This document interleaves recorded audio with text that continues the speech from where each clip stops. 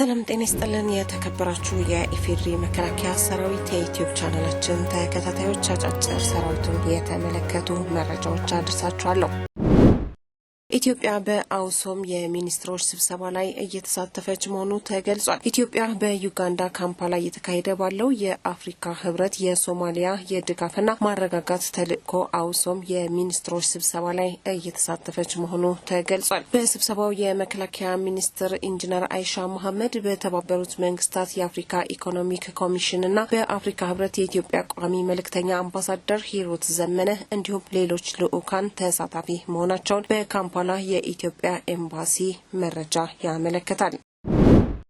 ወደ ተከታዩ መረጃ በተካሄደው የሰላም ውይይት በጫካ የነበሩ በርካታ ታጣቂ ኃይሎች ወደ ሰላማዊ ህይወት መመለሳቸው ተገልጿል። በሰሜን ሸዋ ዞን ደራ ወረዳ የተገኘውን ሰላም በዘላቂነት እናረጋግጣለን በሚል ምክረ ሀሳብ በሁሉም ቀበሌዎች ህዝባዊ ውይይት ተጠናክሮ እየቀጠለ ይገኛል። ነፍጥ አንግበው በጫካ የነበሩ በርካታ ታጣቂ ኃይሎችም ወደ ሰላማዊ ህይወታቸው መመለሳቸው ነው የተገለጸው። ውይይቱን የመሩት የስድስተኛ እዝ ዋና አዛዥ ሜጀር ጀነራል ብርሃኑ ጥላሁን ህዝቡ የዕለት ተዕለት ማህበራዊ ጉዳዩን ያለምንም ችግር እንዲያከናውንና የመልካም አስተዳደር ጥያቄዎች አፋጣኝ ምላሽ እንዲያገኙ በቅድሚያ ሰላምን ማረጋገጥ ያስፈልጋል ነው ያሉት። የሰላም እጦት ምን ያህል አስከፊ እንደሆነ ሰላም ካጣንባቸው ጊዜያቶች መማር ያስፈልጋል ያሉት ሜጀር ጀነራል ብርሃኑ ጥላሁን ህብረተሰቡ አሁን እያሳየ ያለውን የሰላም ቁርጠኝነት ለወደፊት አጠናክሮ መቀጠል እንደሚገባውም ነው የገለጹት። ታጣቂ ኃይሎች ሰላምን አማራጭ አድርገው መመለሳቸው በህብረተሰቡ ውስጥ አሁን መካሪ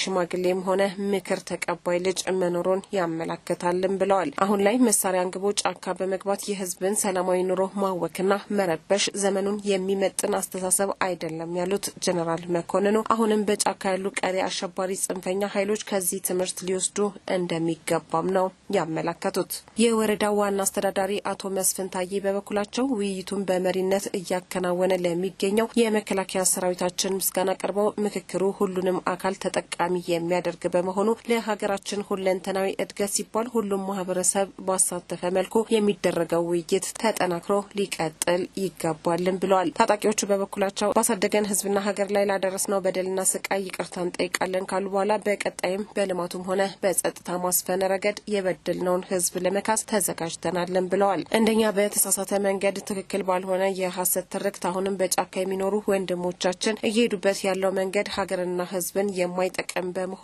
አሁኑኑ ሰላማዊ አማራጭን እንዲከተሉም ነው ጥሪ ያቀረቡት።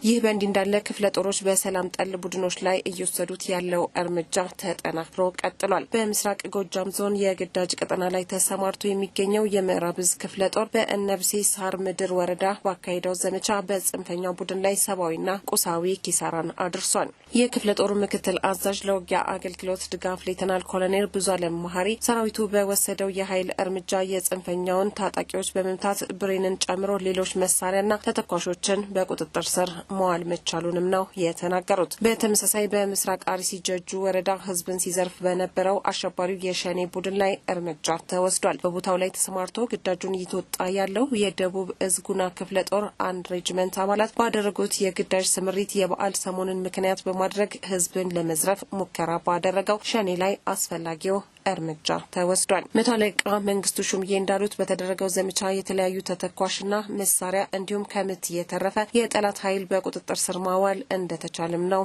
ያስረዱት። የዩቲዩብ ቻናላችን ተከታታዮች ወቅታዊ ሰራዊታችንን የተመለከቱት መረጃዎች የተከታተላችሁት ነበረ። አብራችሁን ስለነበራችሁ እናመሰግናለን። በያላችሁበት መልካም ጊዜ ይሁንላችሁ።